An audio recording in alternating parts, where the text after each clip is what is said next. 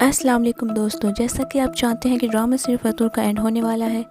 اس ڈرامے کے last episode میں آپ دیکھیں گے کہ دل نشین کی بھابھی اپنی ساس کو بتا رہی ہوتی ہے کہ دل نشین ہاسپٹل سے ڈسچارج ہو کر گھر واپس آ چکی ہے۔ اب وہ حیدر کے پاس جائے گی اور اگر حیدر نے اسے ایکسیپٹ نہ کیا تو وہ اپنی جان بھی لے سکتی ہے،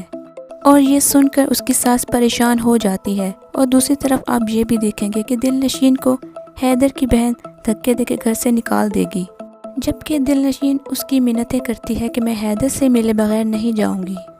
پھر حیدر کی بہن دل نشین کو غصے سے کہتی ہے کہ جاؤ اپنے پرانے عاشق کے پاس چلی جاؤ اور دوبارہ ہمارے گھر کا رخ مت کرنا، اور پھر کہتی ہے کہ اب تم میری ماں کو بھی مارنا چاہتی ہو۔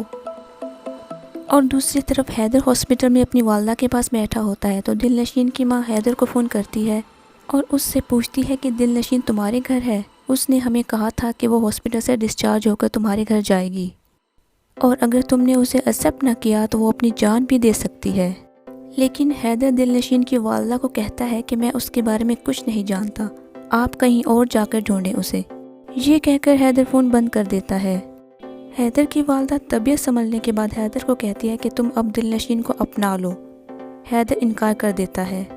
مگر پھر والدہ کے اصرار پر وہ دل نشین کو ڈھونڈتا ہے اور پورے شہر میں دل نشین کو تلاش کرتا ہے، مگر دل نشین اسے کہیں نہیں ملتی۔ پھر وہ گھر واپس آ جاتا ہے اور اپنے کمرے کی طرف جانے لگتا ہے کہ اسے دل نشین دکھائی دیتی ہے جو لون میں ایک طرف اداس بیٹھی رو رہی ہوتی ہے، اور حیدر اس کے پاس جاتا ہے اور دل نشین ایک بار پھر اپنی باتوں کا یقین دلانے کی کوشش کرتی ہے، اور حیدر اس بار سمجھ جاتا ہے اور اس کی باتوں کا یقین کر لیتا ہے۔ اور ناظرین، اب کہانی میں ٹویسٹ اس طرح سے بھی آ سکتا ہے کہ مومل حیدر کی والدہ سے ملنے ہاسپٹل جائے گی اور انہیں سب کچھ بتا دے گی کہ ان سب میں دل نشین کا کوئی قصور نہیں ہے، قصوروار میں تھی یا پھر حمزہ تھا،